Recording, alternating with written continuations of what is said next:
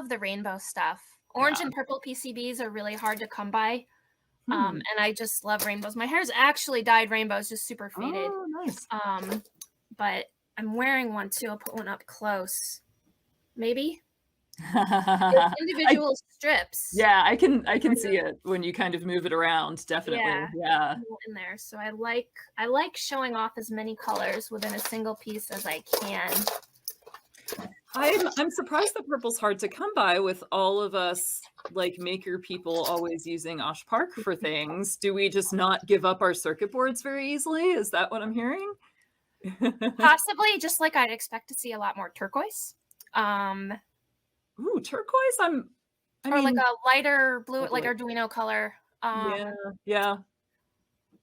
Most of what I end up using are motherboards and server boards, so larger scale items work better with my process as well.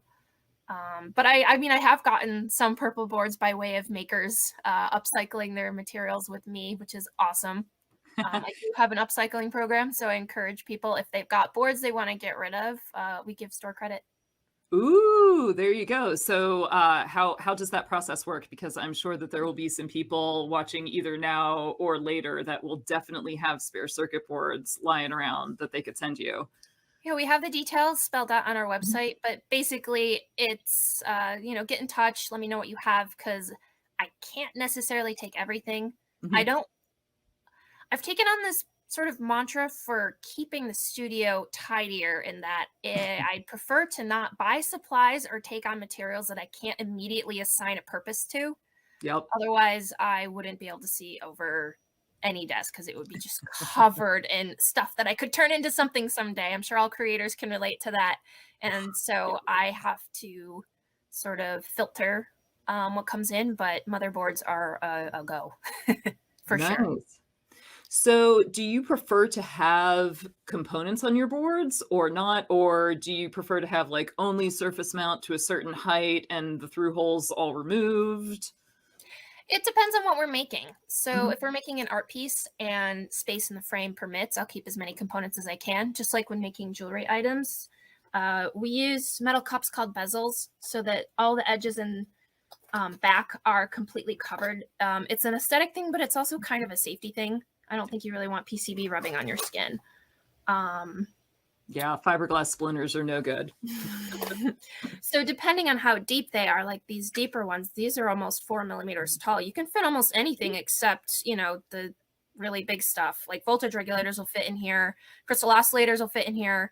But I have to clip like big capacitors and PCI stuff. But so, yeah, I prefer to keep on as much as I can. So probably like no connectors really of most sorts, but cool. Anything up to like 4 millimeters or so tall. Pretty much. Yeah. Is good. Cool. Very cool. So yeah, speaking of like fiberglass splinters and things like that, circuit boards are not, I can't imagine that they are actually a fun material to work with and cut because the dust is really,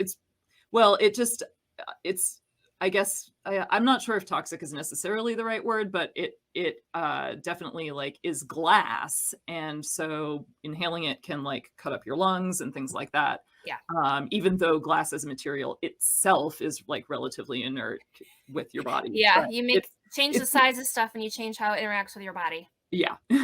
Yeah. So how, like I can sort of see your routers, and like the first thing that I notice is that they're completely enclosed. And so do you have like a vacuum system going and a capture system for dust? How does that all work? That's basically it. If we have to do anything outside, we'll work under a shop vac hooked up to a clamp. I'm sure you can see over my shoulder, there's respirators and face shields and safety goggles and all sorts of stuff back there. And I really love rubber-coated garden gloves to protect my hands when I'm handling stuff. So not only is dust not getting into my skin, I'm also not getting any of the wires poking through. So I can handle things. You can actually look at my hands and not tell I've been working with circuit boards all day. And then when it comes to routing, yeah, there's vacuum systems. There, as you mentioned, an enclosed system, which was very important to me. Someday we'll have to graduate away from these. These are Carvies, but because Inventables doesn't make them and they're barely servicing them anymore. They have no more replacement parts. We're just going to run these until we can't anymore. And then we'll have to Mm, build some custom enclosure system, because that's really important to me, especially if this is a longer term project for us where we're years and years working with circuit boards. I don't want any of that stuff building up in the studio or in our lungs or on our skin, since we've got to consider both sides yeah. of it. Yeah, Yeah, and I safety guess I is was just kind super of thinking important.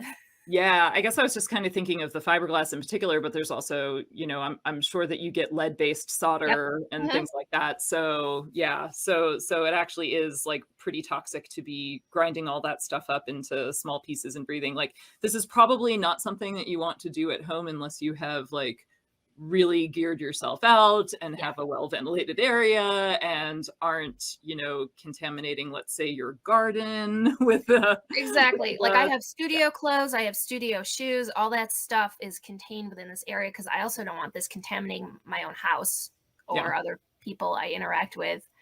Um, and the other thing is that's why we also don't laser cut them, because I right. don't want any of that possibly leaking into our air. Like if there are any ventilation issues, it's just not a risk I'm willing to take. Yeah.